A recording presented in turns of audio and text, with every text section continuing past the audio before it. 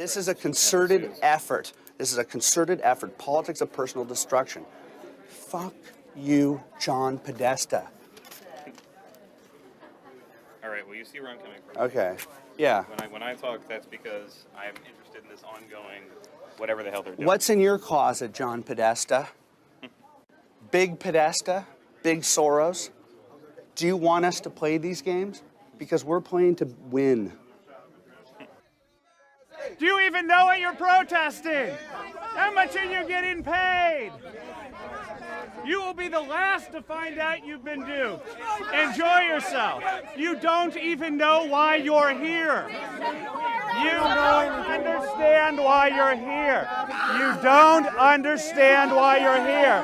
How much are you getting paid? We know very well How much are you getting paid? We're not getting paid. paid. We're not paying anybody. Nobody's getting paid. We are here. Are you here to stop the hate? Yes. Are you a hateful man? I'm certainly not. You're hateful. I'm a peaceful man. What are you here for? I am here to stop the hate that Glenn Beck is promulgating. Like in this what? country. One thing that he said that's hateful. One thing that he said that's hateful. One, not 100. One. I'm not going to fall into your trap. One. It's a trap. Truth is a trap. He should not be Why allowed is he a coward? to take Why is he a that from coward? us. Why is he a Take coward? that money Why is he a from coward? us. Why is he a coward? Because your you sign pay says everything back to the cowards. Why is he a coward? Because Why is he a coward? he stands there on his. I'm asking him. That's what his sign He says. stands on in his TV show. It just, you know what? Why is he a coward? Your sign has a very clear statement. Why? SEIU. Who here is from SEIU?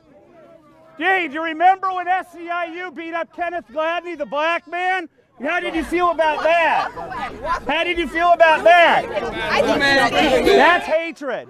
That's hatred. That's hatred. Ma'am, are you homophobic? That's hatred. What has Beck lied about? I'm going to go sign by sign. What has he lied about? Name one lie. Probably everything. Probably everything. Good quote. There you go. Is there a single person here willing to back up what your sign has to say? Is there a single person whose sign is backed up by truth? So do you belong down with the Tea Party? Indeed. Oh, well, you're in the wrong place.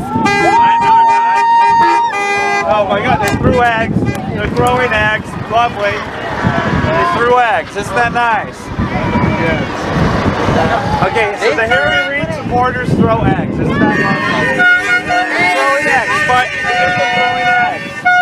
Get it thrown in. Way to go. Way to go. All right, man. I'm glad you approved. Yeah, that was awesome. Thanks, man. On the bus. Everybody on the bus. Let's go. Get him out of here, or I'm going to jail today. Get him out of here. Wait.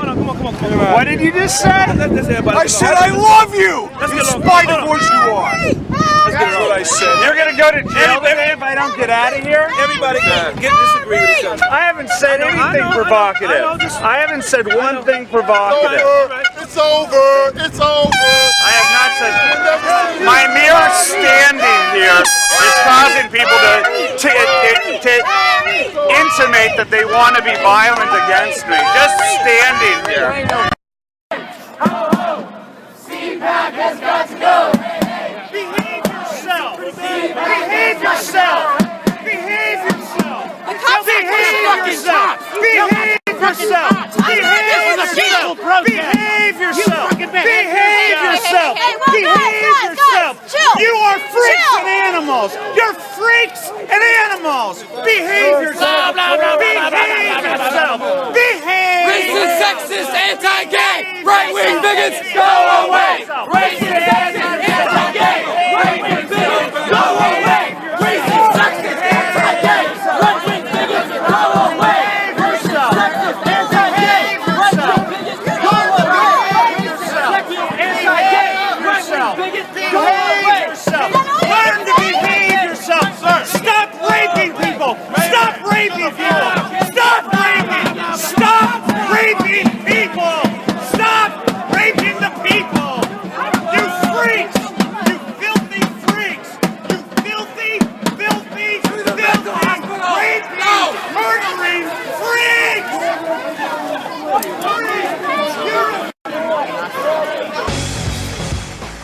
looking for you, you Occupy freaks with your glitter bombs. Bring it on. Bring on the glitter. Everything has changed. Everything has changed in the last few years. Conservatives used to take it, and we're not taking it anymore.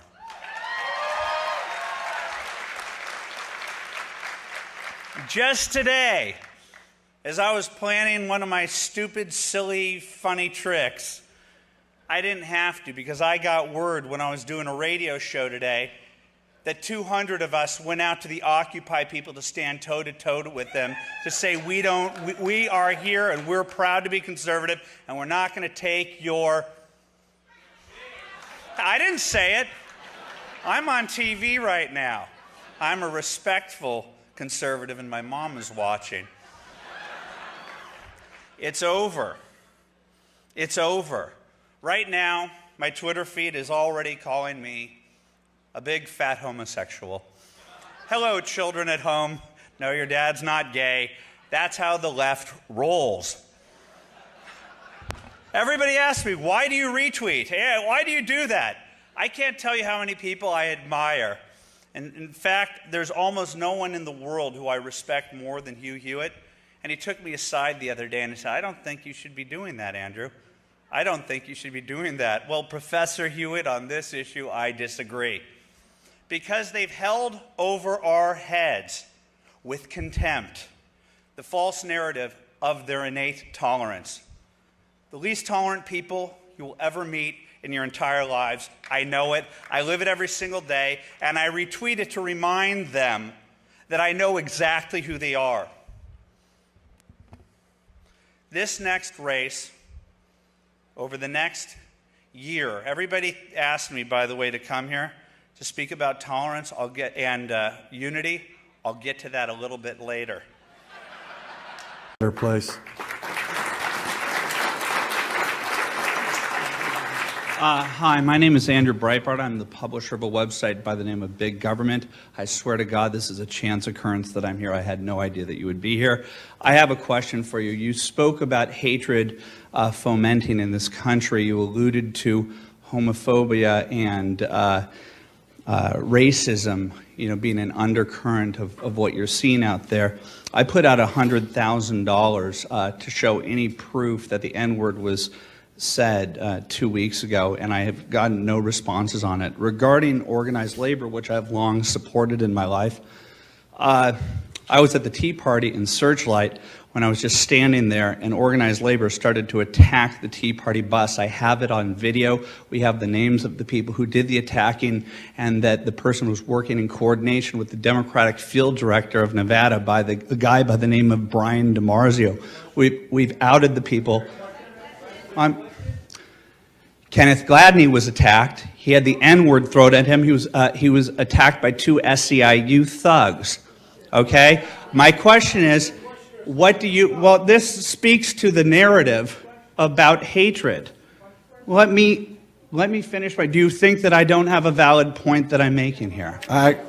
Get to it. I mean, I'm happy to. Well, I'm telling you that the hatred that I have seen during this debate over the last year and a half, the incidents of violence have happened by organized labor getting caught on tape attacking Tea Party people, and Kenneth Gladney was called the N-word, okay? And so I would like for you to denounce that behavior and to help me investigate what happened with those 2 guys who were arrested.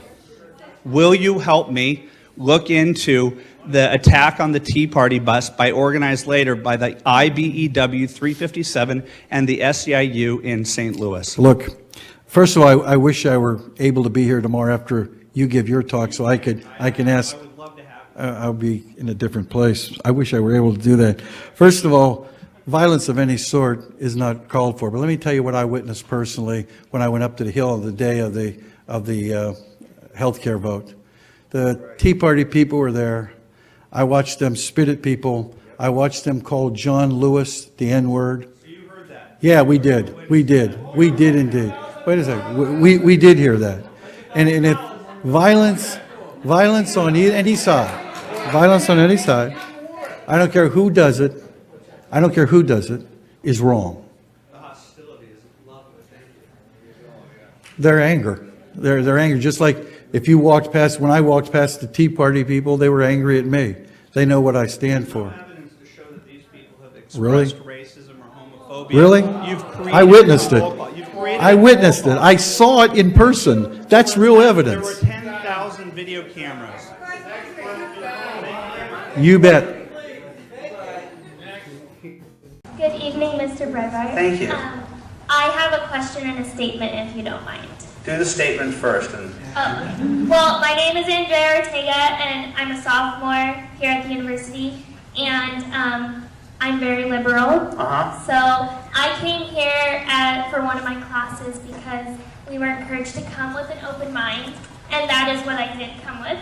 And a part of my statement is that you say that you're speaking from diversity, but then at the same time, you're making statements like multicultural diversity crap, and you make several statements that are very hypocritical of the position that you have, like black people referring to them as Uncle Toms, and referring to your what was your reading comprehension score?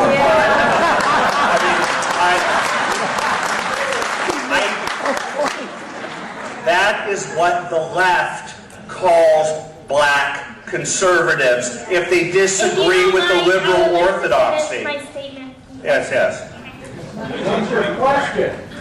I'm fine with it. I love this. I just don't understand why you're saying that you are for diversity when you are making so many racial undertones about diversity and how racist you are being about racism. You're saying that This was the type of stuff why one must reject the post-structural. No offense, you are the definition of the indoctrination and you don't even understand what you're saying.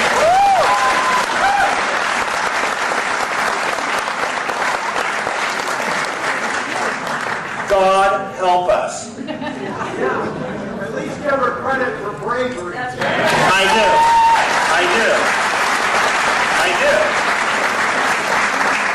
I am not going to accept that comment because I don't feel that I'm being brave.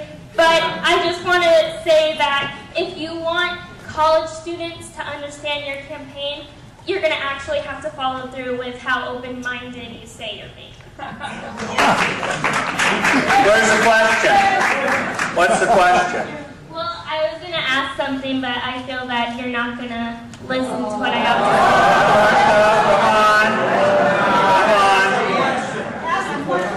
Well, my question was originally about the diversity stuff, and then you guys just started talking in the middle of what I was saying. I understand the language, and you're implying that I'm racist. Okay? And that is what you are. That is going to be the sum total of your education as you go out there, and you're not going to be able to make anything. And that's what I graduated with my American Studies degree, the ability to judge other Americans as not being sufficiently tolerant because they didn't agree with the left's definition of tolerance. And I'm telling you this is that you need to understand what multiculturalism is and what political correctness is. And it is cultural Marxism. And it is the translation of Marxist theory from, instead of the haves versus the have-nots. It didn't work in this country. So they created the oppressor versus the oppressed. And so they pitted people in the name of diversity, where they pit Hispanics against each other. Do you know what La Raza is? Do you know what the Reconquistador movement is?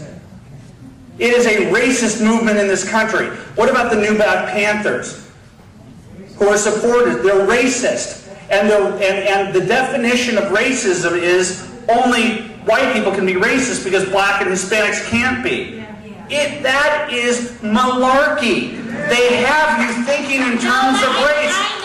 They have you thinking in terms of race. Everything is race. There was a world before this that was created. The buildings that were made here were made by people who didn't graduate their colleges obsessed with race. They learned through math. They learned through science how to improve.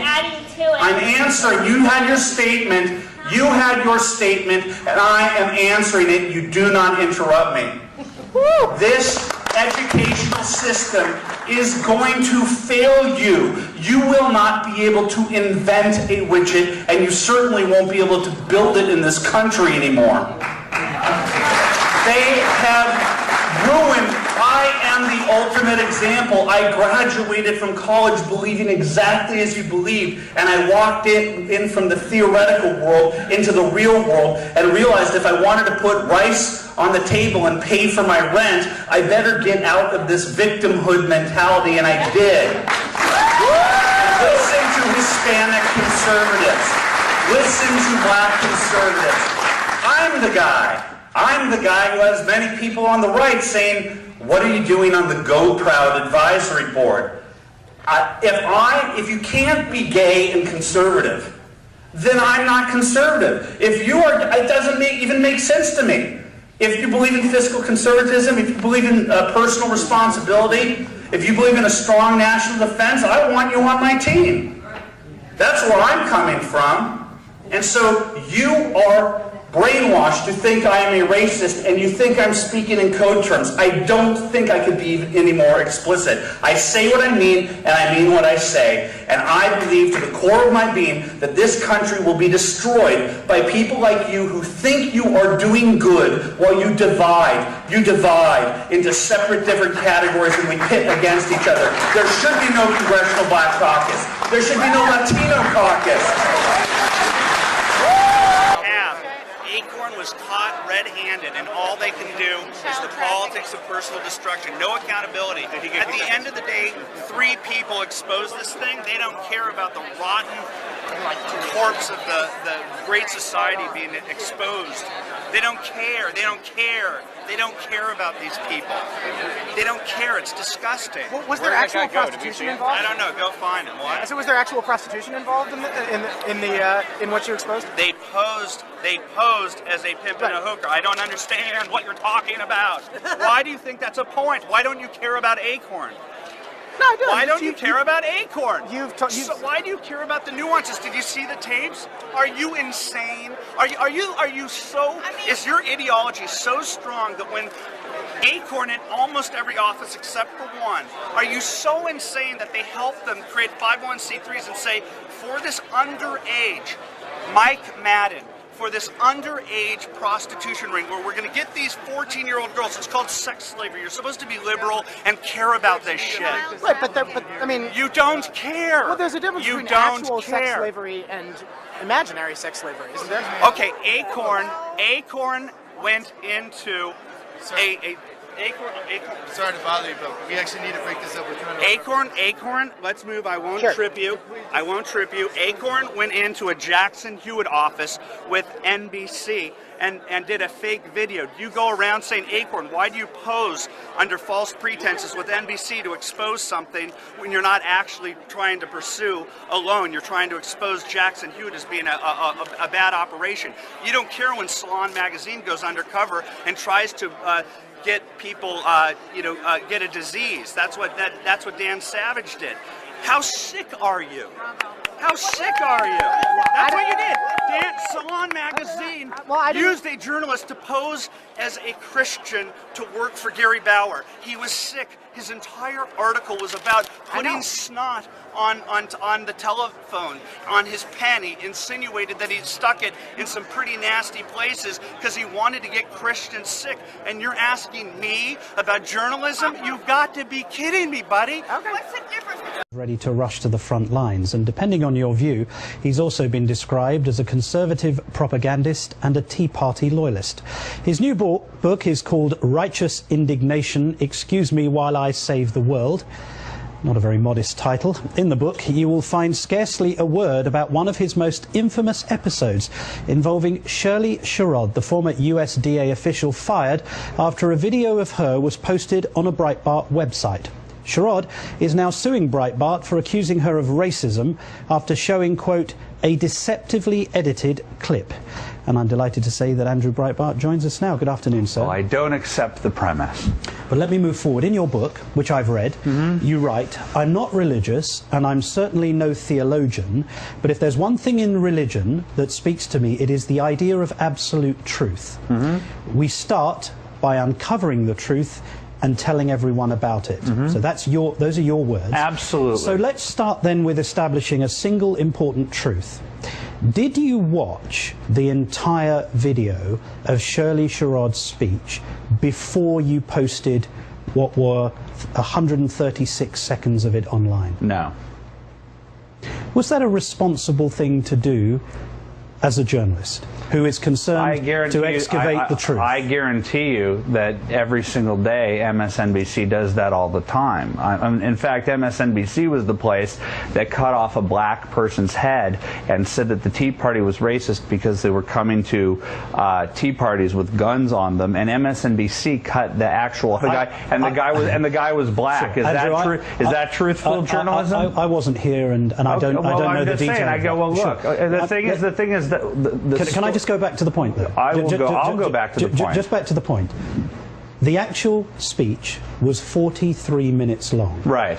Was it remiss, on reflection, to post 136 seconds of that speech? People put clips up all the time, and that clip explained something very important that even included her narrative of realizing it's not about black versus white, it's about rich versus poor. And you know who came to my defense during that period of time, and I still to this day haven't thanked him for that? It was Chris Matthews, and he flummoxed Howard Dean and Salon's Joan Walsh, and included in the piece that everybody took selectively edited out of context. In the piece that went with 2 videos, I wrote, eventually her basic humanity informs her to help the white farmer. What happened is that other media took it and cut off that part and talked about it on TV. Okay. And so I ended up being a captive to the fact that other people selectively edited out my entire 1,400-word argument. At the time that you posted the excerpt, the 136 seconds,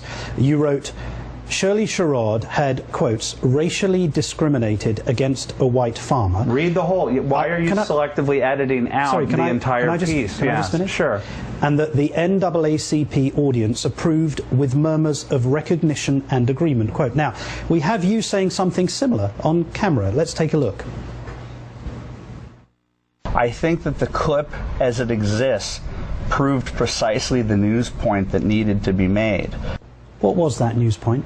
I had been battling the NAACP against the false allegation that the Tea Party is racist. The entire 14-word piece makes that argument. That I hit the target. The NAACP is affirmed in Shirley Sherrod's day one statement, where she said this is the NAACP's fault, and she said, and the NAACP apologized for the audience's reaction. It's significant that they apologized for the audience's reaction because the NAACP's head, Ben Jealous, for the week before attacked the Tea Party based upon the false premise that it yelled the N-word at Congressmen Carson and Lewis. I have 4 videos that show that it didn't happen, and NBC will not show those videos. Andrew, yes. let's just stay focused.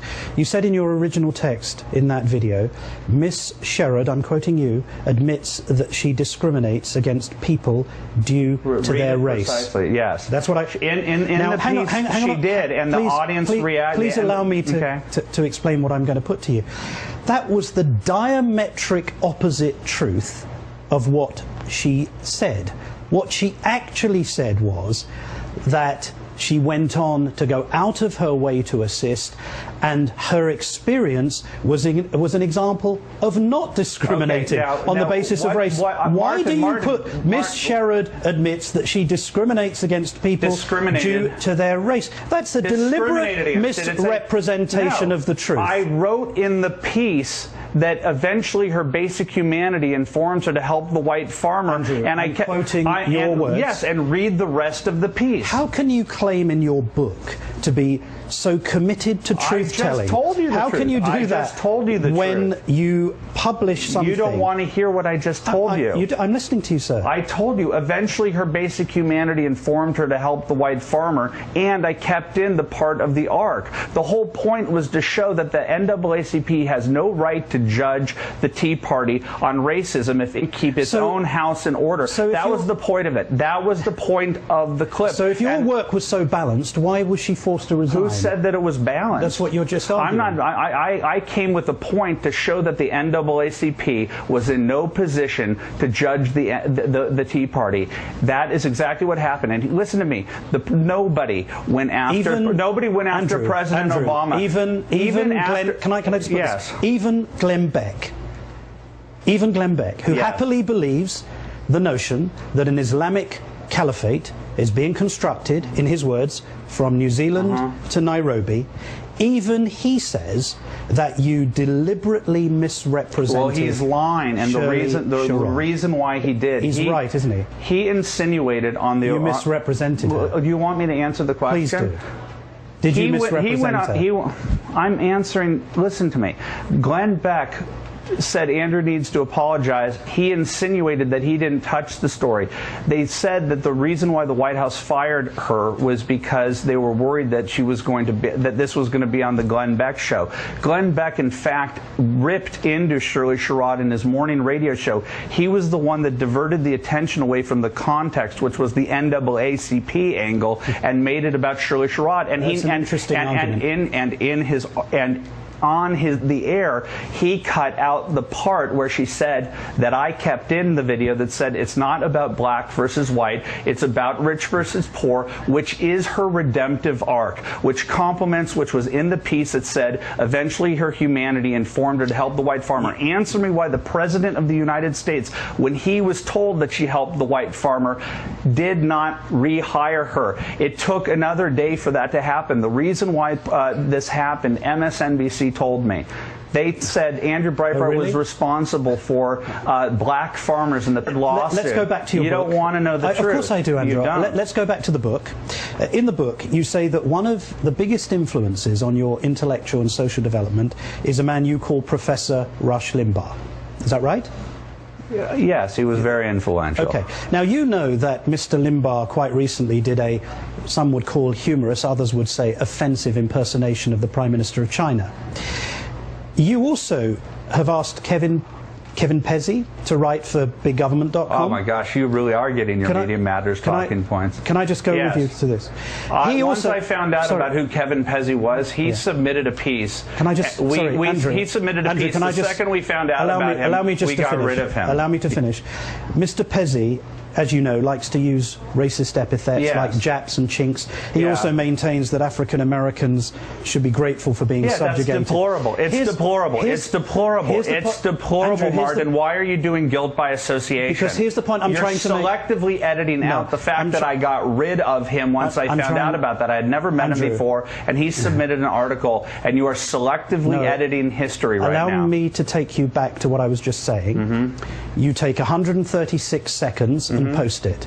You then employ an individual who takes views like that, or use an individual who has views. He was a blogger. Sorry, there are thousands of people. You use his views, and now you just said you fired him. You just said I didn't fire him. That's what you just said. He was a blogger who posted something at my site. Once I found out what this guy was about, I got rid of him immediately, and I took the piece off of the site. You want to do guilt by association? No, what I'm trying to do is I'm trying to follow the narrative of your own book, and what I'm saying is we have. What have I not told the truth about? What have I not told the truth about?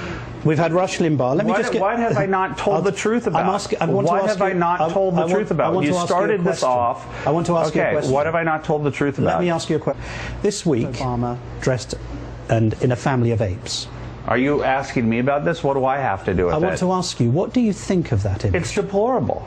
It's deplorable. It's reprehensible, and you're trying to you're trying to insinuate that I'm a racist here, which is what MSNBC does to conservatives every single day. This entire context of this conversation is what the NAACP and what the Democratic Party has been doing to the Tea Party for the last year. I haven't spoken to anyone. The entire context of this, the subtext of this interview. Why didn't you, when you published Shirley Sherrod's comments, the 136 seconds, and your voluminous article, as you rightly point out, why didn't you stand up and defend her and say, actually, she's not a racist? Why did you write things like she's racially discriminated against a white farmer? Because the rest of the video showed different things that were that illuminated something that was not as black and white as you would like. We use some bits of the information and we don't use others. No, she said that's what we do. Why don't you hold her accountable for saying that I wanted to bring black people back to slavery? She, on day one, said this was the NAACP's fault. A week later, she said, this has nothing to do with the NAACP. This is about Andrew Breitbart. Somebody told her, we need to target Andrew Breitbart at this point. On day one, the NAACP understood perfectly well what the context of this video was, and I successfully stopped their waging the campaign that MSNBC was party to try to falsely frame the Tea Party as racist. I'm not talking about MSNBC. Let me move on to the book. I'm trying to focus on your book. I'm pulling out material from your book. In the book, you talk about bloggers, citizen journalists, who have implied that the president's autobiography, Dreams from My Father, was written by, quote, I'm quoting, the domestic terrorist Bill Ayers. Yes, I think that's first of all. Is there any evidence? Is there any evidence to support that? The Jack Cashel articles on that are very compelling. It's clearly a what is the evidence? It's clearly a theory. What is the evidence? And I said that I believe it. And what this is is the an opinion. evidence? You're not going to shut down dissent in this country. I believe it to the core of my being. I'm asking you to evidence the fact Read the that Jack Bill Ayers, Cashel article. I believe that it's a compelling argument. It's a very complex argument, but I would say the most. Mr. Ayers has denied doing this. He's also said that he has. But he's denied. But he's also said that he has. Ghostwriting the autobiography. But he also has said that he has. He has also said that he has. Here we have a problem, you see, because I'm allowed to have this opinion. Shirley Sherrod, we have Rush, we have you quoting people suggesting that they're ghostwriters. Do you see how there's nothing wrong with having? If you've read through my entire book, you didn't read my book. Media Matters read it for you. Every single thing. I've marked it up. I've read the whole thing. Every single point that you've offered is straight out of George Soros's funded and John Podesta's led Media Matters. You are playing the role of a dupe of John Podesta and Eric Bullard and Media Matters. Every time I appear on MSNBC, or a lot of times, there's Eric Bullard from Media Matters to be right there. Those are talking points straight out of Media Matters. You and I are having a conversation about truth. We are. And Media Matters is over there. George Soros is sitting over there, and Bill Ayers is sitting over here. Well, you have agenda-driven journalism. I support it. I support MSNBC. I support Keith Olbermann when he was fined by MSNBC, because the implication that he was giving money was somehow ethically wrong when everybody knows where he comes from. Everybody knows where you're coming from. I believe in a back and forth. Okay, Andrew. Well, thank you very much indeed for joining us today. The prescription. And Kevin, well, how often? And I know because I know Kevin. Okay, get out of my face. What's wrong, man? Get out of my face. Get out of my face. Get out of my face. I'm answering right now. I'll answer right now. Because you fell flat on your face. You fell flat on your face with this false accusation, and you were busted. No, I was not busted. Since when does the are you accusing the Georgetown Law Center of holding a white... Georgetown Law Center didn't know. Georgetown Law Center did not know, but the leadership did. What are you talking about? They would never allow the white supremacist confab with a black man as a speaker. They didn't know. And Kevin Martin did not know what he was getting himself into. How do I know? Because I talked to him. You're losing. And this sounded like an ass. Get out of here, buddy. Get out of here. Talk to you later. Peace. Retractions at salon.com. But no retractions from me. You never went after me, and I was the one that put the story out. And you lost. Salon you didn't go after me, son. You lost. Because you couldn't come at me. You're not accountable. You couldn't come at me. You're not accountable. You could not come at me, chump. You're not accountable. And I'm going to see you again. And by the way, why are you the only one that posted that Jared Taylor, the white supremacist, that got his conference canceled? Are you accusing me of being a white supremacist? I'm accusing you of being a racist. Yes, I am. Okay, good. Yes, Have a nice day, buddy. Will somebody please take this guy out of here, you punk?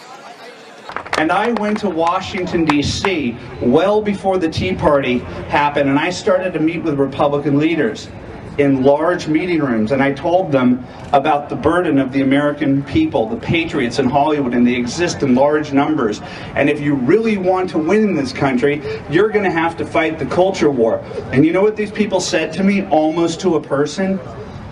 How can you get them to raise money for me? How can you get them to put their credibility and their neck on the line for me to raise an extra $20,000? I said, I don't think you understand that if they put $500 in your account, the Hollywood Reporter and Variety and the Los Angeles Times are going to look through it, and they're going to put them in the paper and say, hey, guess who is for Sarah Palin? Guess who's for this person? And they'd use Alinsky tactics to destroy you. It's plausible deniability, McCarthyism.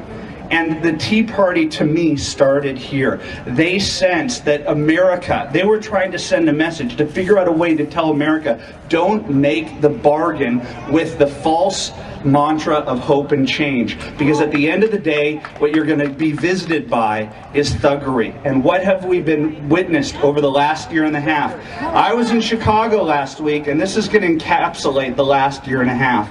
And I got out of a car, and I see 200 people chanting, "Stop the hate. Stop the hate. Stop the hate." Chants. Why do we not have chants? Why don't we have chants? Because we don't meet at a union hall on Monday and practice our chants. I walked up to them and I said, I know you guys. You're the SCIU. You're the guys that called Kenneth Gladney at the Russ Carnahan Town Hall an N-word and beat the crap out of him, and the Democratic machine suppressed a prosecution on a hate crime. I go, I know who you are. You're the haters. And so I started to go sign by sign by sign. I said, you don't even know why you're here. You're a herd. You're not an individual. This is a country of individuals, and you're a mass, and you want to be led. And I walked up. I said, your sign says Glenn Beck equals lies. Name one lie. Not 50, not 100. Name one lie that Glenn Beck has told. Badur, badur, badur, badur. The organizer of this group, the social justice minister, love that term, said, I'm not going to fall into that trap. Okay, it was a truth trap. One example of a lie. You're here, you drove in city school buses, and you couldn't come up with one lie of Glenn Beck. Then I went to the next person. The person said, probably many. And then the next person, I said, Glenn Beck's a coward. Why is he a coward? Ba-dee, ba-dee, ba-dee, ba-dee. You guys are just a bunch of losers. They're going to be the last to realize that you're the ultimate dupes, and you're the ones who are going to suffer because you're going to lose your jobs, because people are going to leave your state to go where government is not oppressing everybody. They don't even understand it. So they're leaders. There's not a leader here. Everybody here came here on their own volition. They got organized by the SCIU. And what happened at that event? It's called astroturfing. It's the opposite of grassroots, which is what this is. And what happened? As their organizers said, get away from him. He's trying to provoke you. One person against 350, and they started to walk away. And as they started to walk away, one lady says, as they're chanting, stop the hate, she says, I think he's gay. And I'm like, oh, this is fun. I love the SCIU. I love the organized left because they're not individuals. We have to start confronting them. It's not just the SCIU, it's the mainstream media. They're just as predictable, and we are exposing them every step of the way. I said, hey, I'm at an anti-hate rally and you just called me gay. That's lovely. Why did you call me gay? Another guy says, because of the way you talk. I go, we've got another winner. And so they go away, they get into their buses, and they drove away. We can beat these people. We can beat these people. They're thugs. Because the mainstream media is not going to like what you have to say. And so I volunteered myself, and on day one, I had to contend with the fact that you guys were called teabaggers, and I had to deal with the fact that an unfortunately named sister by the name of Contessa Brewer on MSNBC, before you even spoke, told you what your grievances were to the country in our Dissent is Patriotic presidency. This person took a photo and cut off the head of a black man and asked, is the Tea Party Nation, are the people who are protesting Barack Obama racist? And the person was black. The person the person was black. She still has a job. MSNBC is still on the air. Janine Garofalo says, racist, racist, racist. This is what they do, my friends. This is what they do. It's evil. Now listen to me. Listen to me. There's irony here. There's irony here, okay? Listen to me. There's irony here. I was a dumb liberal when I was in college. I graduated. And guess what? I watched the Clarence Thomas hearings waiting for the media to take him down because the Democratic Party told me that he was the worst human being in the history of the world. I said, okay, let's take him down because he's a serial sexual harasser. And I watched the media and the Democratic Party ruin that man's life. He did nothing wrong. They just knew he had the wrong politics. The irony is he's an originalist. He's the one who has the values that most resemble this group of people, and they had to take him down. And guess what they did to me, my friends? They activated me. That was it. I go, I'm a conservative. I want to be on that man's team. And the stoic way he sat there, I was like, this is a hero. This is an American hero living the American dream. God bless Judge Clarence Thomas. You deserve that.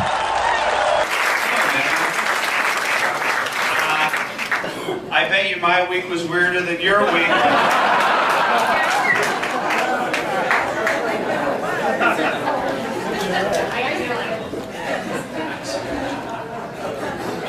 You have no idea. The adrenaline that was coursing through my veins when I went up to New York City and the weird cinematic experience that I had. I don't even know. I started the morning intentionally in North Carolina where I gave a speech. And I talked at that speech to a policy group of people, a bunch of wonks and political types, and I kind of gave them my standard shtick on why I do what I do. And I mean this.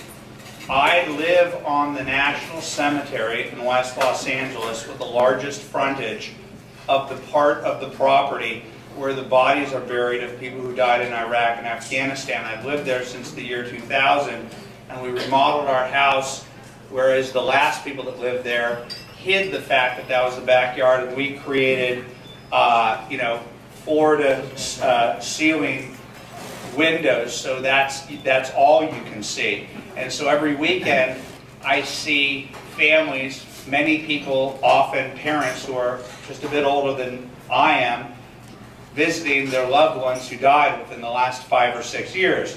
And so I've always had a mentality in what I do post 9/11 that if those guys are going to go out there, guys in the military who are still in Iraq and Afghanistan, I'm going to treat what I do for a living with the same zeal and the same commitment.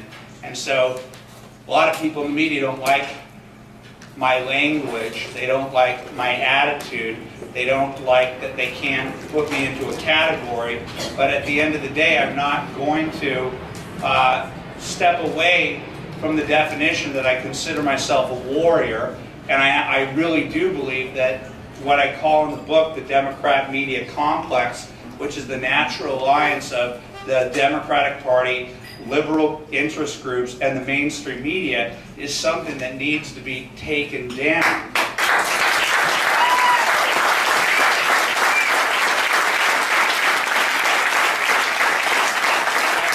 And so I made that speech, and a hulking, larger-than-life, Superman-like guy comes up to me afterwards, all by myself, and says, I want to thank you for what you do. Don't, for a minute, know that there aren't people out there that don't appreciate what you do. And it was Tommy Franks. And because I had told that speech, I didn't know that Tommy Franks, that General Tommy Franks was in the audience, and I'm giving him my heartfelt speech about my backyard and why I do what I do. And I was like, whoa. And that started my Monday. And so I got on the plane to New York with adrenaline already going through my veins because I wanted to call up all my friends and say, guess who I talked to? And guess who I took a picture with in North Carolina, the Tommy Franks.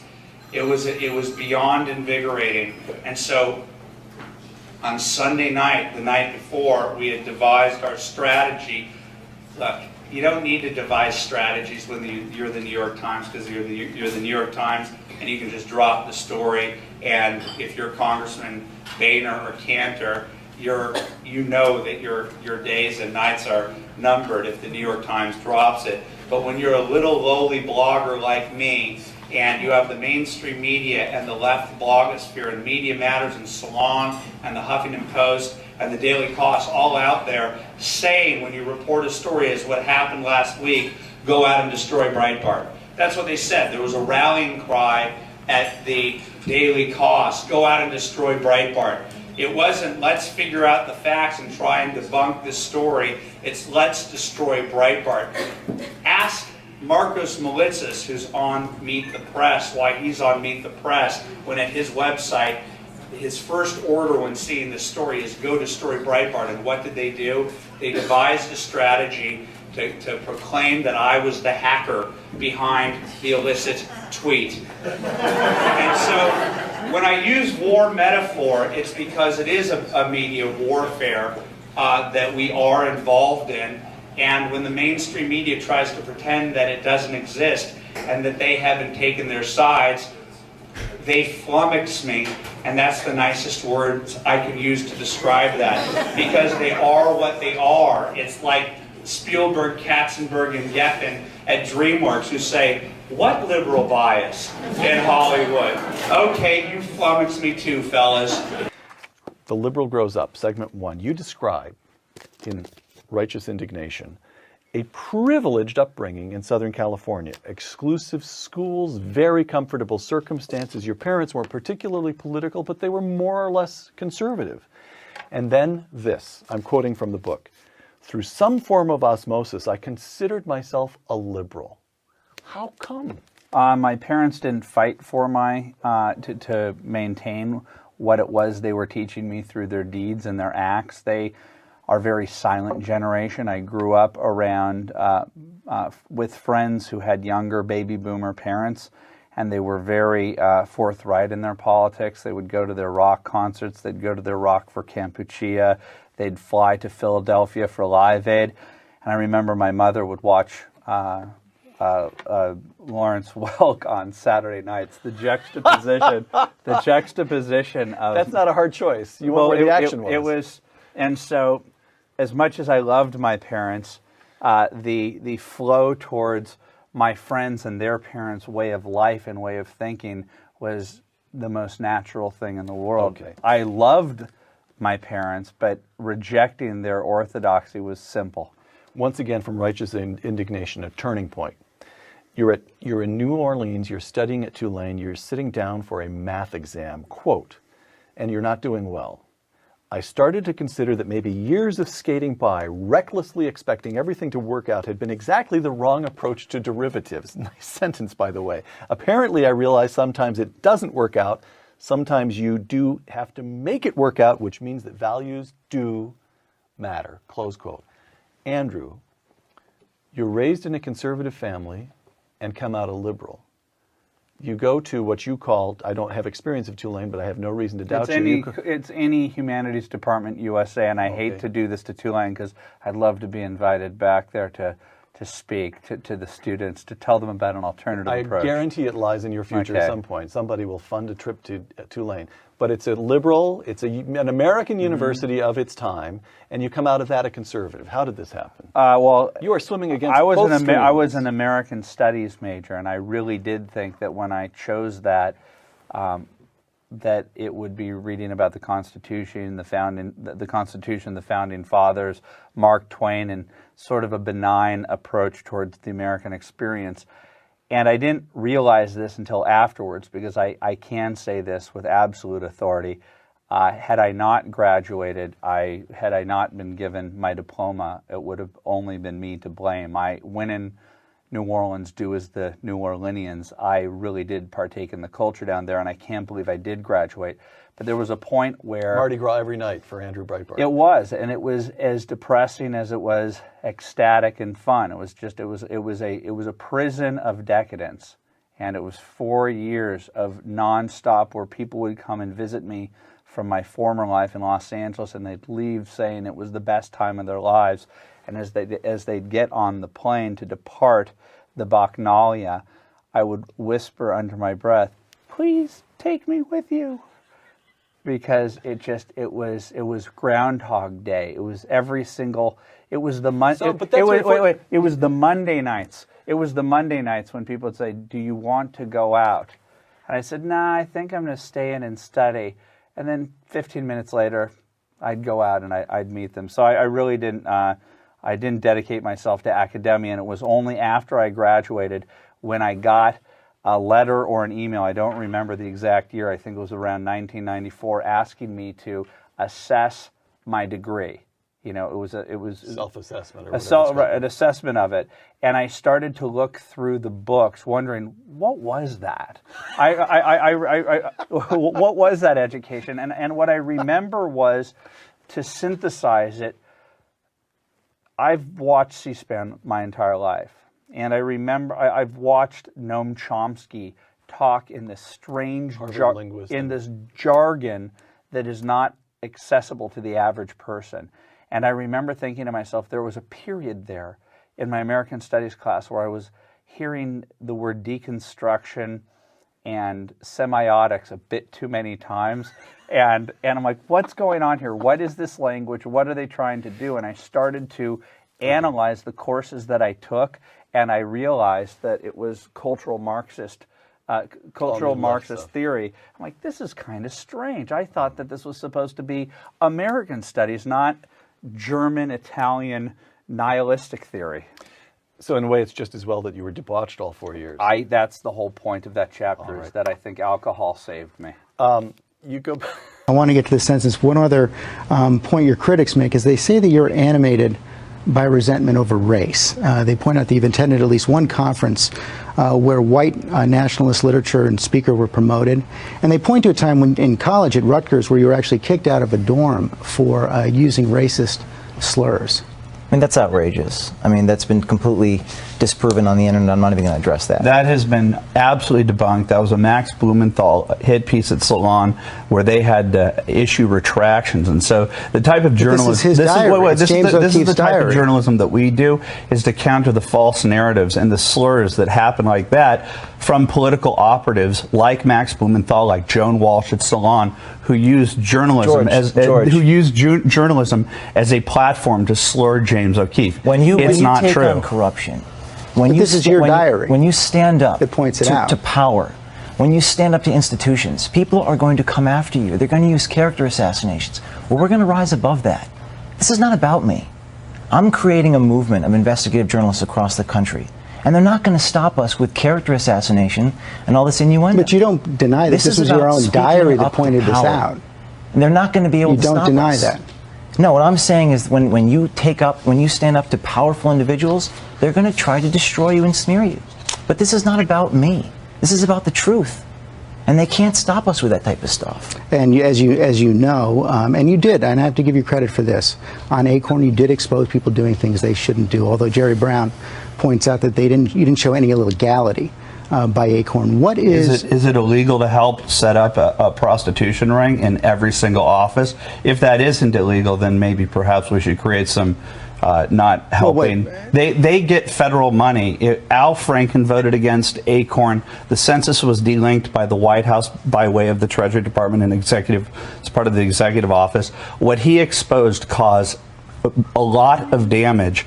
And they have political enemies that want to send a message to citizen journalists around the world not to join the James O'Keefe bandwagon. I was one of the few, if not the only journalist who actually asked President Obama about the Acorn case. So I hold no brief. Why was that? It was a huge story. I hold no brief for Acorn. Why were so journalists not interested in that story? That's why we do what we do, because the media is hesitant to cover certain narratives that don't fit with the political orientation of the press. I did cover it. I did ask the question. So I hold no brief for Acorn. It doesn't even matter. Why does it matter? So why would are you saying that Georgetown Law Center would want a white supremacist convent? You're ridiculous. You are a joke. You are a despicable human being. You're the lowest life form that I've ever seen. Your entire job is trying to destroy people with the Lewinsky tactics. Explain to me what your political philosophy is that you have other than this nihilism. Not particularly. You've already said it. You tried to destroy it. I don't care. Yes, absolutely. I could go for years. You're discussing. I cannot believe that you're fighting your father's battles. I can't believe what you did to Christopher Hitchens. You have been programmed by some ungodly creature to be this character of hatred. Accusing a person of racism is the worst thing that you can do in this country. I'm not at all. He's a despicable. Of course I'm not. No, it isn't. No, you. What do you mean? What are you talking about? No, I mean, this is an event. This is an event. Kevin Martin was there debating at the Georgetown Law Center. You're this smearing. Wait.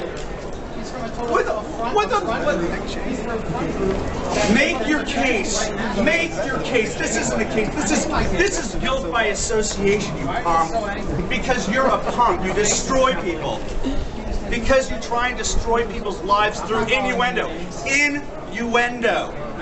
We're done with you. James O'Keefe a racist? Are you saying you didn't call James innuendo? Innuendo in order to destroy people's lives.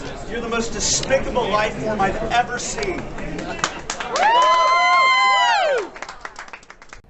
52% of those who support the Tea Party say that too much has been made of the problems facing black people in America, compared with 28% of the general Why are you public. going along with the mainstream media? Why are you going along with the administration's narrative to try and make this about race when there's no evidence to suggest That's a 2-to-1 that difference this in movement, opinion. Racism has nothing to do with the Tea Party movement, so the fact that you're trying to manufacture it is offensive to me. I'm just asking about a data point. What did I just tell you about the data points that were crafted during the Monica Lewinsky scandal? When they try and troll and try and find that place that they can stoke and prod to try and create something that doesn't exist from something. So you don't think it's accurate? You don't think it's accurate that 52% of the people who support the Tea Party think that too much has been made of the problems of black people? Let's ask the same questions of the people who support the bill. If you're going to tell me that the rank, no, let's talk about the people that support the public, not general public that support the actual bill. The AFL-CIO, the SEIU, the people who are going to benefit from this. Let's interview them. Are you telling me the AFL-CIO are a bunch of pristine people who don't have a racial thought one way or the other? This is manufactured. This is why the American people, a great amount polling. This is why so many people can't stand the mainstream media, and why there's a hardcore animosity towards the media that is pretty much commensurate or equivalent to the animosity towards Congress. I'm here coincidentally. I just arrived at LaGuardia because of media requests, and as I got into my hotel, I'm Andrew Breitbart, by the way. We reported this at Big Government and Big Journalism, and I'm here coincidentally. I did not know that they were going to be announcing this, so I'm just staying at a hotel about 3 blocks away, so I just decided to come by and see what he had to say. So how positive are you that what you reported is that guy? Specifically, I mean, we're reporting a lot of things here, such as at first, I think we were vindicated at first after a 3-day frenzy of trying to attack my journalism, my websites on the nature of the initial hack story. Everything that we reported was true in that story. We didn't get into conjecture. We didn't name the girl, yet Salon.com and Joan Walsh I think, played the role that Congressman Weiner wanted, was to try and attack the messenger, and she falsely claimed that I had named the girl in Seattle. That wasn't true. And also said that I had savaged the girl in Seattle. In fact, that was Gawker. Once it was found that it was Gawker and not me, there's no apology from Salon.com. This was all an attempt. The strategy in the first weekend was to try and say if we attack Breitbart, then by the time we get to Tuesday, it will no longer be there.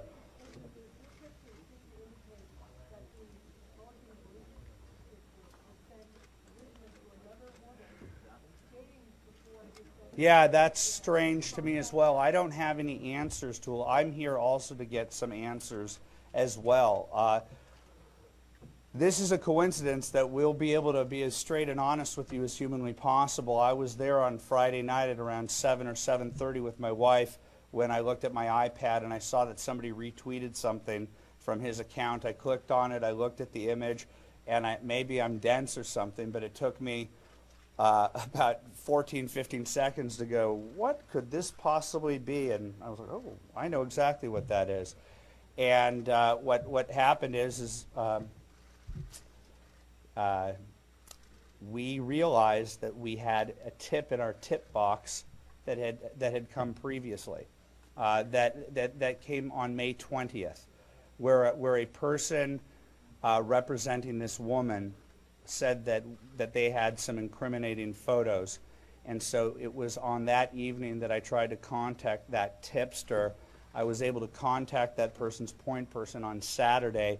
The person was out of range because of Memorial Day weekend. We weren't able to talk until Tuesday. We weren't able to agree upon anything. And then on Friday, the woman reached out to me. This last Friday. I have yet to meet her. And this has been independently corroborated, the content that was put on the website by a major news bureau. So the release of the photos today is that... Here, this, sir. So the release of the photos today is just in an effort to clear your own name and clear... Well, no, this is an ongoing story. This is a compelling story, but I certainly did not like that he doubled down on this is about Breitbart problem. I mean, if he's going to come up here and take some form of culpability here, he was party to a campaign for 72 hours that weekend to allow for the left-wing blogosphere, including the Daily Cost, to accuse me of being the hacker. Are there any repercussions for journalism on the left when they falsely claim that I'm the hacker? Marcos Malitzis of the Daily Cost will not apologize. In fact, he admitted that he named the girls, the underage girls, because they had the wrong politics. At what point does Meet the Press say we're no longer going to allow Marcos Malitzis on the air? Why is there no accountability for an entire weekend of false reporting that was based upon what I believe was Congressman Weiner's strategy to blame the messenger? Carrie Pickett. I'm not going to get into a graphic description, but to suffice to say it's of an X-rated nature. I'm not here to get into what how Congressman Weiner should respond to this. My biggest problem, I'll talk about this later for another time. I'm here to answer some of the basic questions. Everything we've reported about this story has been true. Mr. Breitbart, why did you put this on the web in the first place? What were you trying to achieve? Well, it's clearly a news story. Why are you trying to challenge a blatant news story? Look, okay, we received a tweet that came from his official Twitter page, sent out to a woman in Seattle. We did not go with the story until after we saw that the congressman took down all of his photos, and the woman in Seattle took down her Facebook account and her Twitter account, and even worse, he went to his Twitter page to claim that he was hacked. We only wrote the story after a sitting congressman claimed that his computer system had been invaded by a hacker. If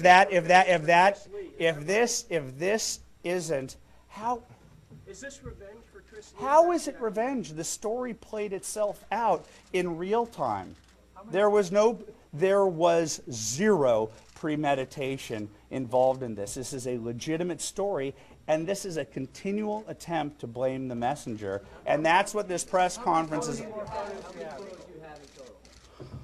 There's at least one more. There's at least one more photo. How long have you had it? No, I don't. I'm not sitting back with a cache. This process happened absolutely organically as it relates to my motivations and my website's motivations. Do you think Weiner should resign? I don't have an opinion on that. That's up for him to decide and his constituency and the Democratic leadership. What? To those who accuse you that your journalism is somehow suspect here, what do you tell those folks?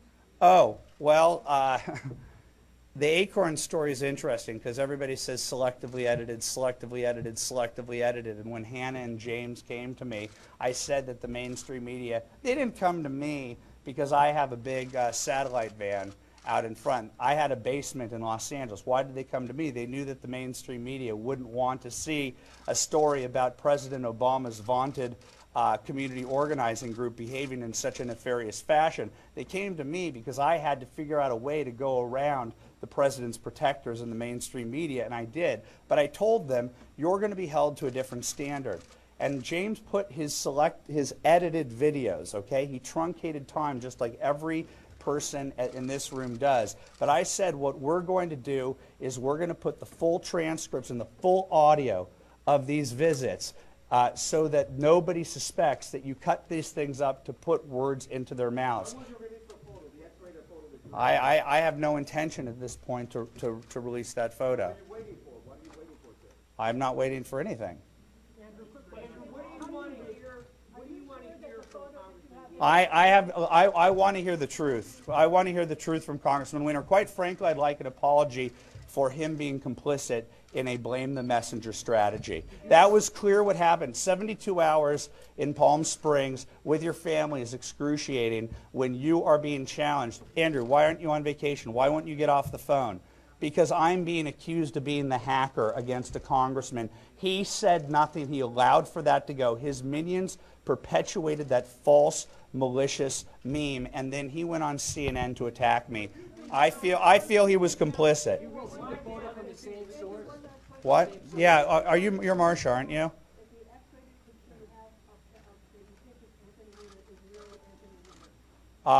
You can talk. The girl story, I believe, will be on World News tonight, and I think she'll be available. She can talk to you more specifically about the ways with which she received these photos. She's the one who is attesting to the fact that it came from Congressman Weiner.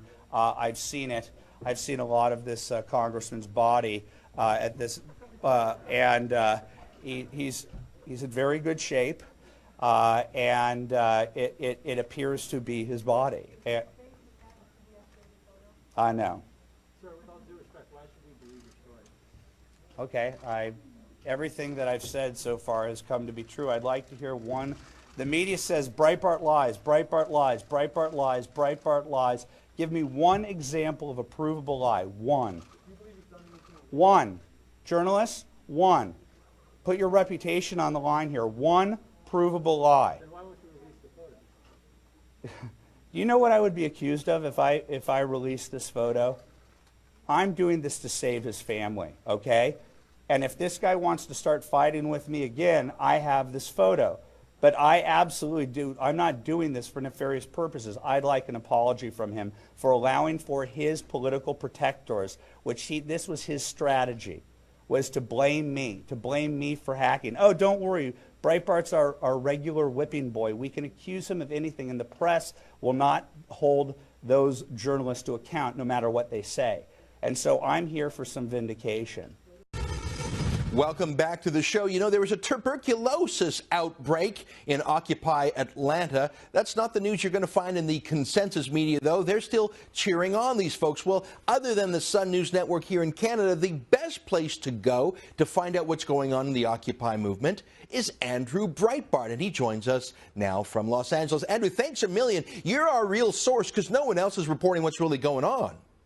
It's strange because there's so much going on, not just across the United States, but up in Canada as well and around the world. The Occupy movement, while it may not be rich in numbers, it certainly has a foothold around many hotbed leftist areas where there are a handful to hundreds of people who want to make a major statement. Well, you know, it's let's look at something that I found fascinating, which is who are the people who actually show up? They're not minorities. They're not the poor. There was a survey done of hundreds of people who show up, and here's the stats. 81% of them are white, which is whiter than, you know, the general population of the United States. They're mainly male, of course, 61%. I mean, usually protest movements that turn violent are. You know, they're sort of middle-aged. It's not really young folks. You know, the vast majority of them are over 25. 61% of them have college, 30% grad school. I mean, these are the elites in terms of their educational opportunities. Only 12.3% unemployed, half of them full-time jobs, 20% part-time, and which is just a touch more than the U.S. average. And surprisingly, fairly well-to-do. I mean, 30% make over 50 grand a year. So these are not the true poor. They're certainly not minorities. They're certainly not people who didn't have opportunities in life. It won't surprise you to know that there are very few Republicans. So that's the breakdown. Andrew, why has the media portrayed these as a snapshot of the real America when, in fact, it's basically the Democratic Party activists slumming it for a weekend in tents? Well, I just want to point out that Harvard University just started its Occupy Harvard, so that speaks to the core demographic of the Tea Party, of the Occupy movement. It is the counter Tea Party, and that's why I think it's significant that we point these things out, because the left has wanted to have a counter Tea Party. It has attacked the Tea Party on racialist grounds, on politically correct grounds, trying to frame it as inherently racist because its majority core happens to be white. So one of the reasons why we're trying to point out that the Occupy movement is wider than the Tea Party movement. It's more affluent than the Tea Party movement, and it actually has a lot more people in the college ranks. And I think that one of the reasons why you have so many graduate students and college students involved with this and recent grads is because these people have graduated into an economy in which their post-structural studies degree has absolutely no worth whatsoever. You know, having gender studies degrees, having African studies degrees, American studies degrees, this does not have you prepared to enter the real world with any skill set whatsoever. And these people are starting to realize that college was overly expensive. They owe hundreds of thousands of dollars to Sallie Mae and other entities that basically told them, hey, look, if you take out these loans for these $60,000 a year, nothing degrees, you're going to enter into an economy with something that's worthwhile. They have crap.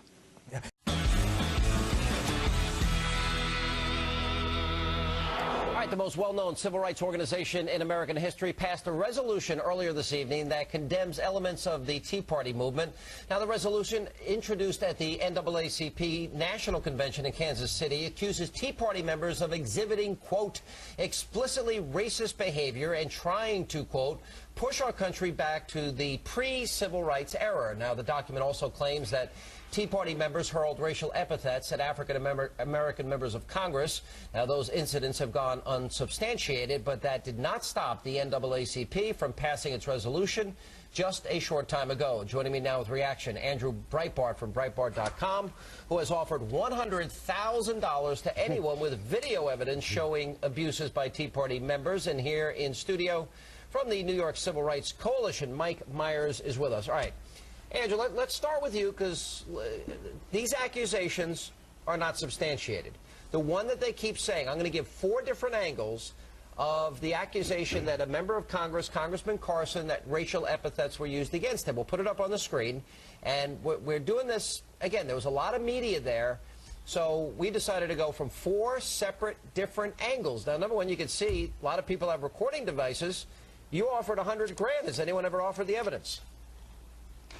No, they didn't offer the evidence, and that's all I could do at the very beginning. But it took a few weeks to compile evidence of the videos of the exact area where Congressman Carson said that he walked down and heard the N-word 15 times by 15 different people, and he said that the people started to crowd around them like he thought that they were going to throw rocks at them. We can show you these videos where it clearly did not happen that way, and we see Congressman John Shadegg walking a beat behind them with a smile on their face, and you don't hear anything. You hear kill the bill, and that's it. Yeah.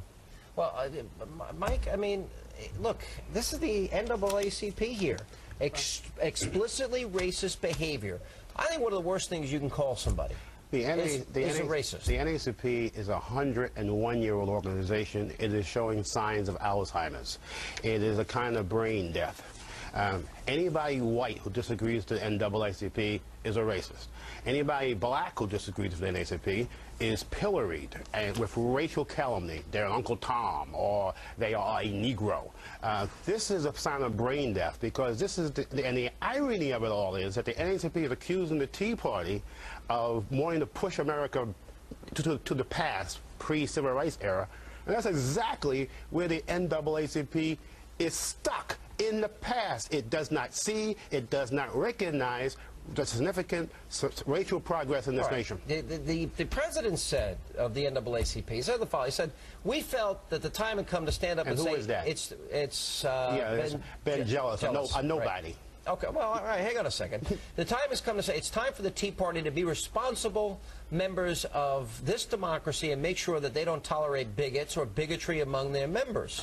Now, here's the problem. Yeah. If that is the standard, would that standard apply to Barack Obama in this sense, sitting in Jeremiah Wright's church?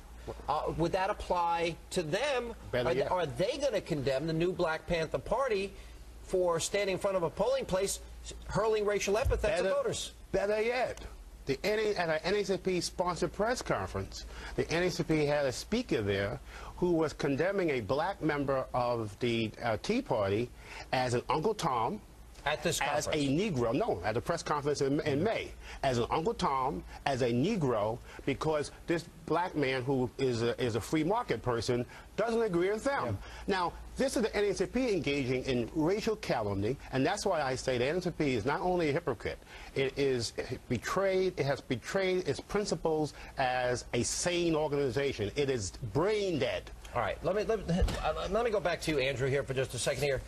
Look, first of all, does it matter that Michelle Obama spoke there? And, you know, I've been watching this new Black Panther Party case.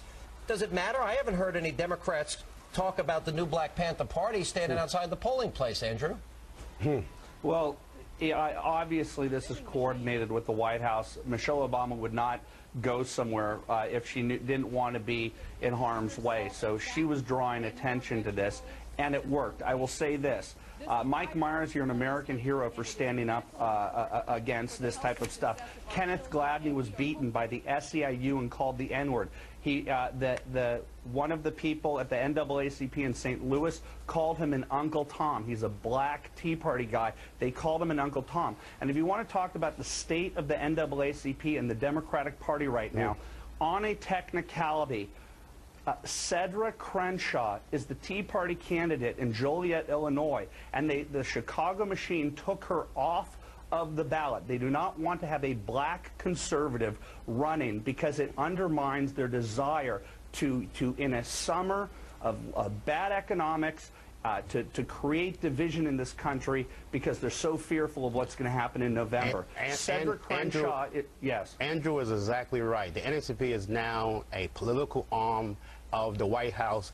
Al Sharpton and the NAACP people are in the White House so often they all have rooms designated, the Ben Jellas and Al Sharpton. Right, but wait a minute, everything's coordinated, I think including the endorsement of something's gotta Elaine happen Kagan. here. Either the NAACP proves this, or I think the NAACP should apologize. They're not going to apologize because all they do is engage in racial rhetoric. They don't understand the nature of forced charges. Anytime they want to stop the conversation, they'll just say, oh, you're a racist, oh, you're Uncle Tom, oh, you are a Negro. Their former executive director, Roy Wilkins, by the way, used to be called an Uncle Tom, used to be called a Negro, and they ought to be ashamed of themselves for doing the same thing they condemned against their own executive director of 22 years when the NAACP was a sane organization. It no longer is. All right. The slates that we see in the video, and it reads this. It says, on March 27th, 2010, while speaking at the NAACP Freedom Forum Fund Banquet, Ms. Sherrod admits that in her federally appointed position, overseeing billions of dollars, she discriminates against people due to their race. In the portion of the speech you have online, she does no such thing. She talks about an episode that was in 1986, 23 years before she came to work for the Department of Agriculture. Is there a factual mistake in that posting? This story is about the NAACP. This story is about the NAACP falsely accusing the Tea Party of being racist. And well, have you when we provided exculpatory evidence to show that Congressmen Cleaver, Carson, and Lewis lied about the N-word incident, the mainstream media was not there for us to show our exculpatory evidence that absolutely shows beyond a shadow of a doubt that the three of them lied in order to malign a group of millions. But what does that have to do with Shirley Sherrod? What does it have to do with Shirley Sherrod? It has to do with this tape is about the NAACP. Its raison d'etre is about non-discrimination. And when Shirley Sherrod is talking there, in which she expresses a discriminatory attitude towards white people, the audience responds with applause, and the NAACP agrees with me, and it rebuked her and the audience. So the entire conversation about race right now in this country is because the NAACP brought up without evidence again, and including the false narrative that the N-word was hurled at three black congressmen. This is asserting that the NAACP condoned racism and was caught on video, and the more video that we've seen that we haven't even offered, there's even more racism on these tapes. This is deeply problematic. I'm happy to look at those tapes, and I promise I will look at those tapes as you post them, but I want to come back to another. You say context is everything. We believe facts are important too. Now, in this case, if it is the case, and it can be shown to me that the incident that she's talking about was done many years ago and not in her current context. But as a reporter, you tell me how you confirmed that the incident that she's talking about was 24 years ago. You tell me as a reporter how CNN put on a person today who purported to be the farmer's wife. What did you do to find out whether or not that was the actual farmer's wife? I mean, if you're going to accuse me of a falsehood, tell me where you've confirmed that this incident happened 24 years ago. This is Shirley Sherrod trying to save her job when her problem is with Vilsack and the USDA and the NAACP, both which have rebuked her and forced her to leave her position. I think she. But that's really not where it is for a lot of people. So record I want to see here. The only thing I want to see here is Andrew Breitbart apologized to Shirley Sherrod. That's what I want to see. I mean, this. Can I answer to that? And it's going to be stopped by all of us. Can I answer to that? Can I answer to that? Yeah, go for it. Okay, good. Do you want to hear the truth, or are you going to just use your talking points? I don't have talking points. Okay, great. In my piece, because Republicans never have talking points. Yeah, really.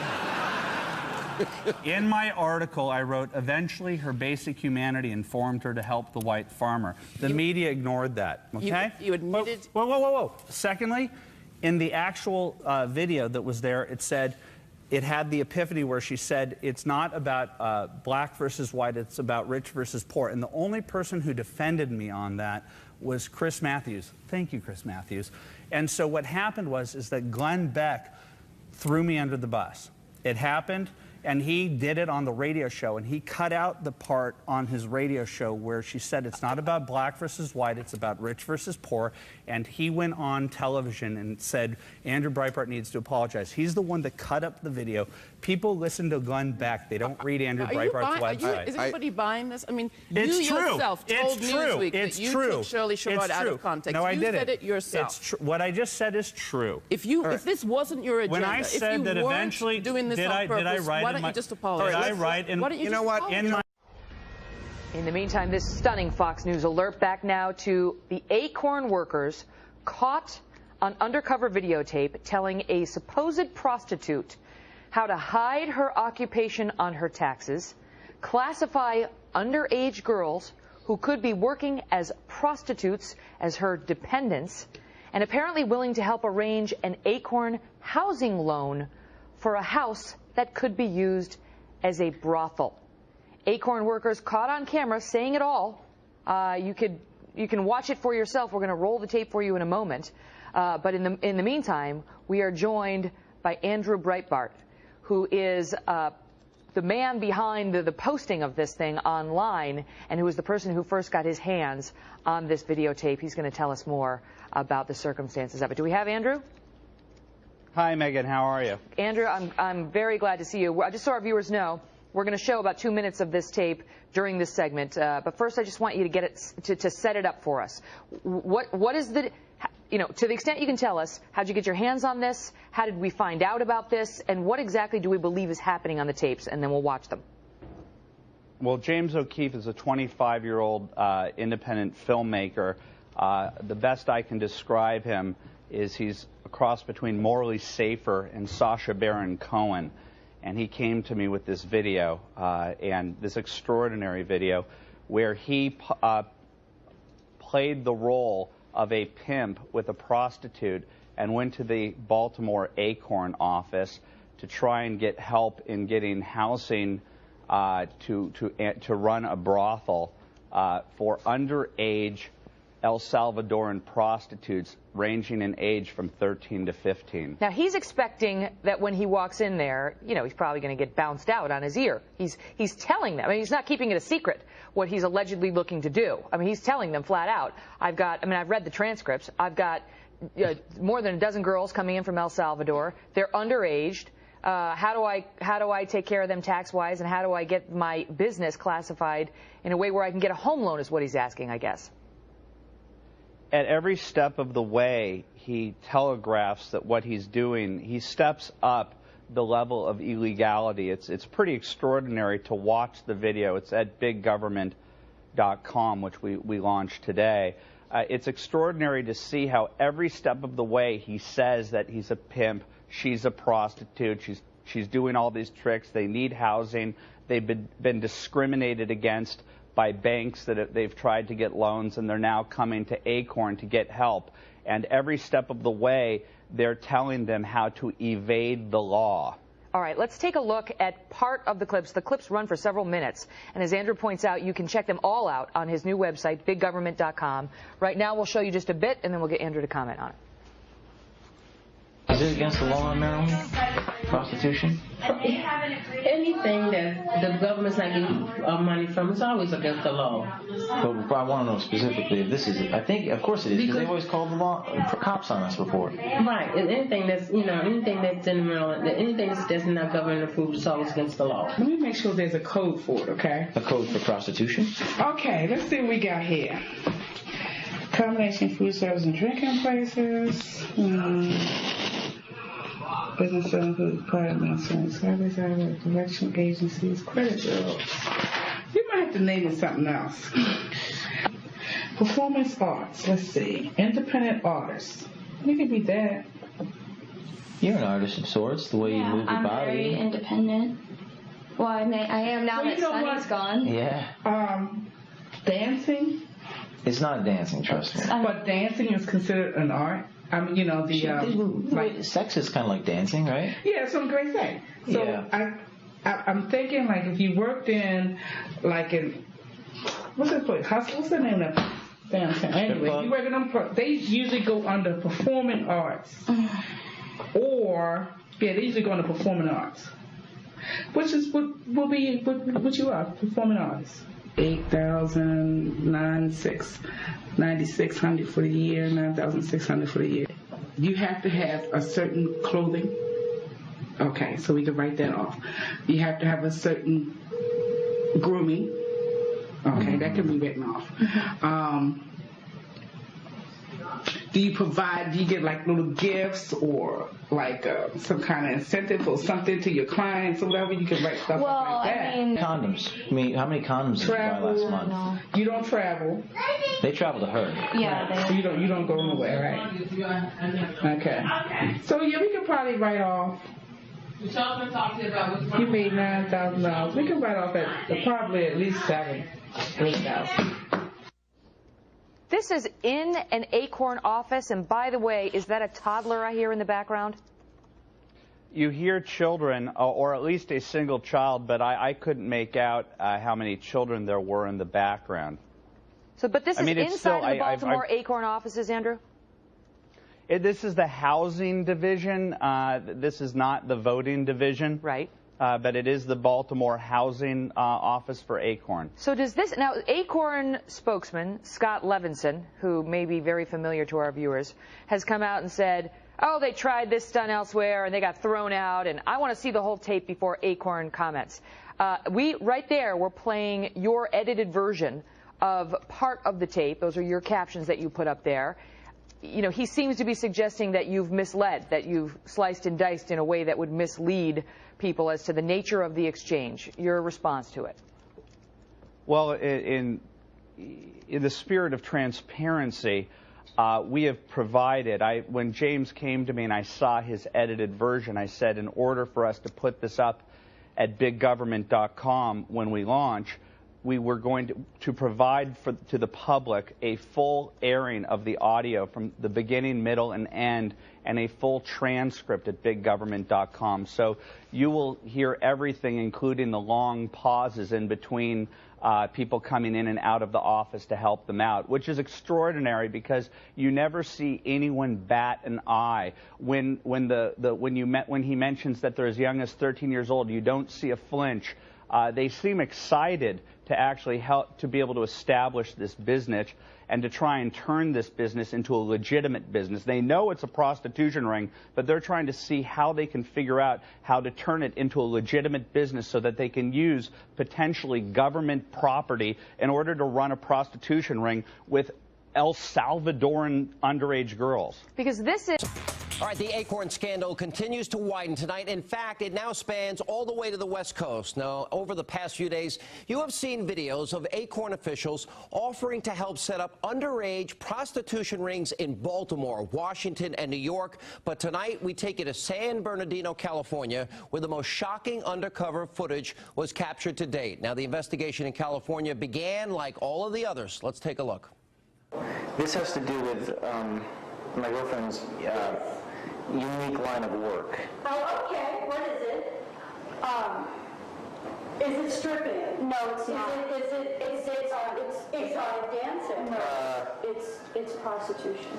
Oh, okay. Yeah, is that okay? It's okay with me. Okay. I think it should be totally legalized. And it didn't take long to find out why this Acorn official was so understanding. Just listen to this. You know, a long time ago, myself, although I don't think Acorn knows it, not that I care whether they do or don't,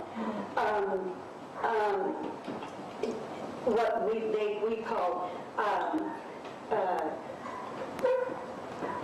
escorts, yeah. You know, and I ran a service. Really? Yeah. Well, Heidi Price is my hero. And if things couldn't get any worse for Acorn, the official who has already admitted to running a call girl service is now about to reveal her own involvement in a much more serious crime. Let's take a look at this. I, in my life, have been abused also. I mean, just with an ex-husband, yeah. You know, that just beat the hell out of me, you know, a few times, and then, you know, I killed him. How old are you then? It was only actually about, well, I was 35. Was he abusing you when you shot him? Or no, not right that instant. He came at me, and I let him throw me around a little bit. you know, and then I just picked up the gun and said, you, and I shot him, and he died right there. And back with us tonight from BigGovernment.com is Andrew Breitbart and Hannah Giles, who played the prostitute in that video, only 20 years old. So you say, I'm a prostitute. Oh, okay. Yeah, completely accepting. All right, and then she admits she herself was an escort. Yeah.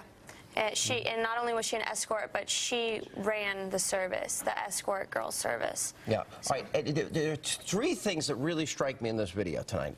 The first is that she admits, you very specifically say underage girls that you are going to bring in from other countries. And she's like, oh, she's totally fine with that. Yeah. And you basically say you want to take them from this pimp or this other guy, and that you want them to work for you, the underage girls. Yeah. Walk us through that and what she says. Not only did we explain that we were going to bring in underage girls from El Salvador to run, to live in the house and run a brothel and, you know, make money off of them, but we also explained to her that if they were abused, physically abused, like punched, kicked, we would get more money off of them, and so that was going to be going on in the house also. And she began to explain that, oh, well, you know, you can bring it to the level of decency or indecency that you want. So she was fine with child abuse, using the girls', you know, bodies to fund James's political campaign. Andrew, 4 cities in a row. Now this is a group that is on par now to get what? $8.5 billion in stimulus funds. Well, it's not just a case of vetting, those that weren't vetted by the press before the election, as in individuals like Van Jones. It's about actually looking at a group like Acorn, which is set to get so much more money than it ever has historically and be granted so much power. And the amount of email that is coming into big government right now, I don't think we're going to have to hire 200 people to deal with the tentacles of Acorn and how it goes into our government, how it is currently working in ways that don't even appear legal, you know, at first glance. When you put it all together, and it's all 4 cities, and by the way, there's another one tomorrow night. It's California also. I mean, if you look last week, it was Baltimore, Washington, and then New York. I mean, they've gone across the country here. Why did you decide to release it this way, you know, a day at a time? I think that's an important question. When the Van Jones story came out, well, we all know that the media, to call it bias at this point, there has to be a stronger word. It's duplicity. Journalism's dead. Look, I think this is the perfect exposure of the Democrat media complex. It's not bias. It just happens to be a group of people who have a common interest. Fine.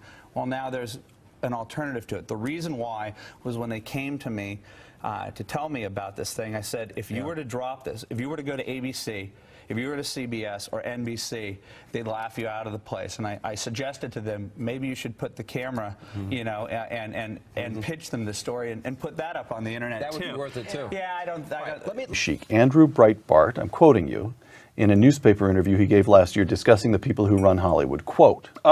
Yes. Quote. I'm telling you, they're uninteresting. They're vicious. They're vitriolic. They're really, really not good people, and I'm willing to say that on the record, close quote. Is there any of that you regret? No. What makes them really, really not good people? Well, I'm not saying the entirety, but the ones who have controlled Hollywood for the last 40 years, that quote could be attributed to the campus left as well. It could be attributed to people who are in charge in Venezuela right now. Anywhere where the left gets control, you start to see political correctness run amok. You start seeing dissenting views quashed. They use projection. Right before they do so, they start attacking the people that they're about to go after of being guilty of the very things that they do. That's why the dissent is patriotic meme was so hysterical during the during Bush's presidency, because whenever I would ask any of these people, can you name one person who has attempted to quash your dissent? And they would usually say... The liberals. The liberals would say that they couldn't come up with any individuals. They'd just say, you've got to be crazy, it's everywhere. Well, exactly where is that? The first thing that this president did, that the President Obama did, was isolate Rush Limbaugh, who was a symbol of a coalescing anti-Obama sentiment, and he isolated him, and the mainstream media and Hollywood, completely got behind this. That to me was chilling. That the Bill Maher's of the world, the Joy Behar's of the world, the entirety of MSNBC, all went after Rush Limbaugh. He hadn't said anything at that moment in time that was anything that was outrageous at all, especially compared to what had been said for the 8 previous years. He was guilty Bush. only of a political crime. He disagreed with them and said so vividly. Right. And that was it. Listen, historical question. Golden age of Hollywood, which it wasn't all that long ago. We measure it in decades, not centuries after all. Producers, Jack Warner of Warner Brothers was a Republican. Directors, Frank Capra, immigrant from Sicily, a Republican and a conservative. He produces movies such as It's a Wonderful Life, Mr. Smith Goes to Washington. The town in those days produced movie after movie after movie that was fundamentally affirming about American life, fundamentally affectionate even about American life. How did Hollywood go from Republican David Selznick, who produced Gone with the Wind, to liberal David Geffen? What happened? Well, 2 things. The studio system ended, and now the celebrities are in charge. Okay, explain both of those. Studio system ended. What bearing did that have on the politics? Well, there were people. Actors have always been held in low regard by society, and the businessmen who ran the studios, cleaned up after their messes around town. I mean, that's sort of the L.A. Confidential movie. That changed in the 1960s to a great extent. But I would attribute the majority of this to the Cultural Revolution in the late 1960s, and that at the end part of John Wayne's career, he no longer had the swagger. He was 60-something years old. The movies were no longer original. They were doing the same hackneyed thing over and over and over. Right. And simultaneously, there's a youth revolution going on in the country. And while the left was never able to take over the White House, while George McGovern was not able to be victorious, Hollywood was taken over by the left, and they've never relinquished it. And in fact, I would argue that the right has abdicated its place in Hollywood because they were told that you're not wanted here anymore, and they never fought for it. So I don't know who I have more contempt for, the left for its totalitarian behavior towards those that disagree with them, or the right, the conservative movement, for just allowing for it to happen and not to fight back. Welcome to a special edition of Red Eye. I'm Greg Gutfeld, and for the next hour, we pay tribute to a man who's been on the show more times than I can remember, including our first 2 shows, and boy, were they horrible. Andrew Breitbart, the media publisher, best-selling author, and activist, died of natural causes in Los Angeles early Thursday. He was a wonderful, glorious maniac, and I still think that this might be a hoax. I do. I really do. He was just 43. To me, though, it's like a fiery planet going dark. His last wish for Red Eye, I hear, was not to have Pinch at the table, so we had the newspaper removed. Let's welcome our remaining guests. I'm here tonight with Kurt Loder, Reason Magazine and Reason.com contributor, Ann Coulter, political commentator, columnist, and author, TV's Andy Levy. He still wanted that title, even during this solemn occasion. Bill Schultz, who will not be my repulsive sidekick today. And sitting right next to me is Michigan Congressman Thaddeus McCotter, who should have been our next presidential nominee, but he failed. No, just kidding. And I go to you first because I think I wouldn't have met you if it wasn't for Andrew Breitbart. I think he introduced you to me, trying to convince you to do this show. By the way, this show would not exist without Breitbart. It was him who talked to Fox to get this show, or to get me a job. I was living in England, and he talked to people at Fox. I met with people at Fox. The next thing you know, it was Red Eye. And everybody here that's sitting here, with the exception of Bill, because I knew Bill, we never would have met. We never would have met if it wasn't for Andrew Breitbart bringing us together, because that's what Breitbart does or did and probably still will somewhere, wherever he is, talking to somebody on his cell phone constantly. Yes, and your introduction reminds me that not only would Red Eye not exist, but Acorn would exist, and Representative Anthony Weiner would exist. I've been amazed today listening to how many people knew Breitbart and have talked to him in the past 24 hours. Yes. Man, he had a lot of friends, and he told me so much about you before I met you. He was following you on Huffington Post, and there was one in particular that he demanded that I go and look up, which, sorry, I didn't. But it was about an ice cream truck. Right. And he said, you know, there are all these ponderous left-wingers posting on the Huffington Post. And this guy, I've never even heard of him before, and he has this long piece on an ice cream truck. And he was like that with a lot of people. He never claimed credit for himself, although you look back and you see that he was the glue or the instigator for so many right-wing things, for Friends of Abe, for Red Eye, for the Huffington Post of all things. He helped Drudge when Drudge was starting up the Drudge Report, and back when I first met him, back in around 96, 97, for the James O'Keefe doing those Acorn videos. And he never claimed credit for himself. He was always promoting, especially fantastic talents like you, Greg Gutfeld. And he, you know what, you mentioned this one thing. He had no problems being behind the scenes. He did a lot of work for a lot of very famous people who took that work and did well with it, and Andrew didn't get a lot of credit for it. I want to show real quick before I come to you, Andy. You know, if it wasn't for Breitbart, we wouldn't have Red Eye. We wouldn't have met each other. He was, therefore, obviously, one of our first guests. He was the first guest. Here's a clip. What I don't know what else to say about Neil Cavuto. Well, what I want to say is about you. And you said that you're not going to have a lot of viewers, but I think that you represent a lot of viewers like myself who have no discernible expertise on anything, and I think that people will relate to you on that. Okay, so I look like a raving drunk. He looks like the bass player of a Swedish rock band. But he's got the long hair. He hasn't. They haven't gotten famous yet, so he hasn't lost the weight. He needed a lute. But he was. He really was. He did need a lute. Yeah. I said that to him once on the show. I think in halftime, I said, you know, he looked like a wandering minstrel. Yes. He should have been talking in verse. Yeah, he should. He should. Yeah, he'd be dancing along like this, like this. Exactly. Yeah, But you know what? That was the interesting thing about Breitbart, is that there wasn't anything like him in the conservative movement. I always look at him as kind of an evolutionary step from the Merry Pranksters, making change and almost creating or publishing events through action. Los Angeles, who wears goofy shoes. We knew that you couldn't balance budgets by spending trillions of dollars on ungodly crap.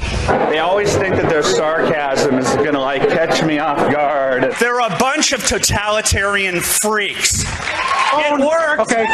What do you think? What do you I'm asking coward. You're a I'm coward. asking you. I'm asking you. In college, I read a lot of post-structuralist Marxist gobbledygook. Thank God I was drunk and it didn't take. I'm looking for you, you Occupy freaks with your glitter bombs. Bring it on. Bring on the glitter.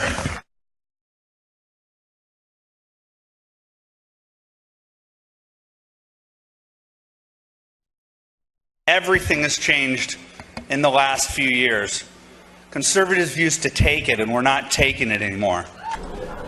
We have an obligation to fight back. The media says Breitbart lies, Breitbart lies, Breitbart lies, Breitbart lies. Give me one example of a provable lie. One. I'm from Los Angeles. I've never claimed to be that deep. I kind of would describe myself as Holly Golightly with a gut. There are two paths. One is America, and the other one is Occupy. One is America, the other one is Occupy. Andrew Breitbart died this morning. He was 43. He was a publisher, an activist, and a commentator. But that says almost nothing about this force of nature. First, he was a warrior, perhaps the most jovial warrior I've ever seen. He was the least angry guy I've ever met. And although he embraced the battle for conservative principles, he did it with joy and with humor. Every action, opinion, or motive came from a place of love. He loved his wonderful life, he loved his friends, he loved his crazy life, and he loved America. Everything he did because he thought it was right. For those who didn't know him, man, you missed out. Even those who disliked his ideas, within 5 minutes of meeting him, loved him. He was a big kid who treated his opponents like humans. It was never about people. It was always, always about principles. I wouldn't be here if it wasn't for Andrew Breitbart.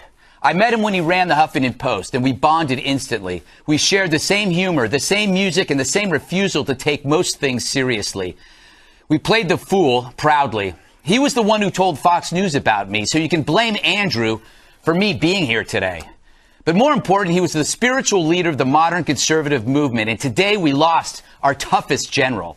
His biggest contribution to make it okay to call BS, to push back on received wisdom. He was a rebel who took on enormous forces for he believed they were sapping our freedoms. What guts this guy had. And he grew comfortable in a role that electrified people, and there's no telling where he might have taken it.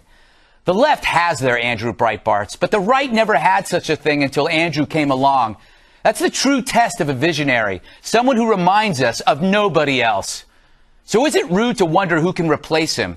Because we need more Breitbarts. This country needs them. I know it's not me. I'm not brave enough. Even I'm out here swinging, but I don't have Breitbart guts. So our biggest tribute to him is to continue his fight, but adopting his fearless manner with love, with wit, and with joy. He inspired more people than he will ever know, and it's now our turn to return the favor.